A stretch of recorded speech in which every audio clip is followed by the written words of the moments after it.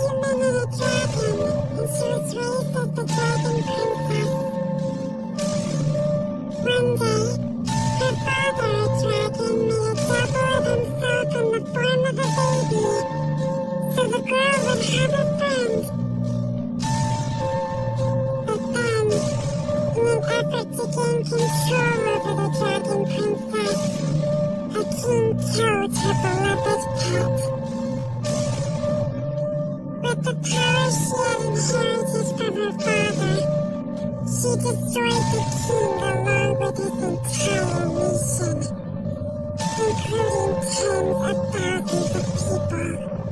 Then the girl transformed into a demon lord, and when she did, the baby dragon miraculously came back to life.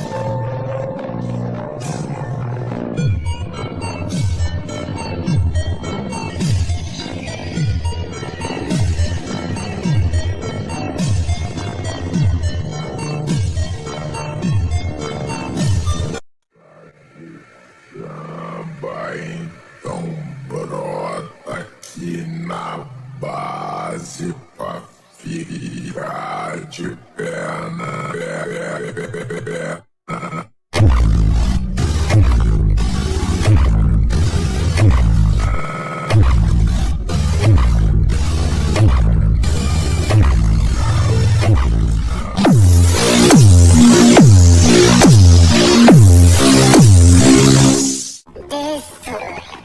Rimuru Nava.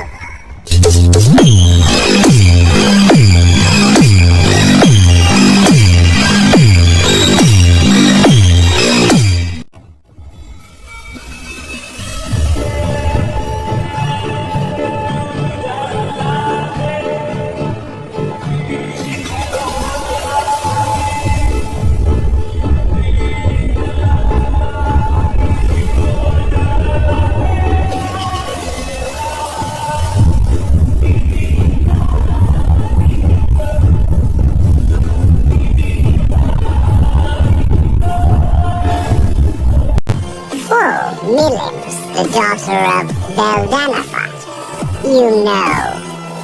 You understand that, right? He was fully venting his frustration now. But Michael didn't let it bother him. Oh, is that a problem? He asked, keeping a cool expression. A problem? I mean, wouldn't that displease Sir Veldanava? It was a natural question from Dino's point of view. Attempting to do anything to Milim was truly nothing but an act of betrayal against Veldanava. What could Michael be thinking? His response was so matter-of-fact that he didn't seem to think it was any kind of problem at all. And Feldway agreed with him. Yes, Dino. The Demon Lord Milim is the daughter of Sir Veldanava. However, the way I see it, we are no different from her in terms of being created by that dragon. That's likely what Michael and Feldway truly believed. Their respect and loyalty were directed at no one but Veldanava. They didn't even have a shred of affection for his daughter.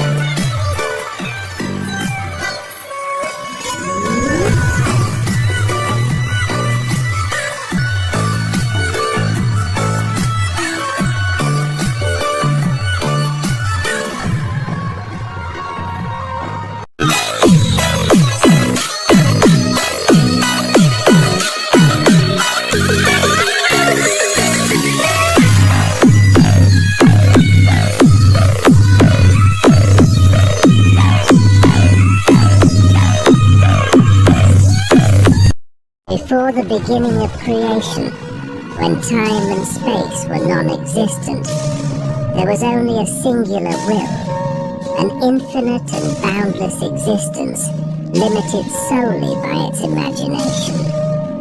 This will eventually became profoundly bored.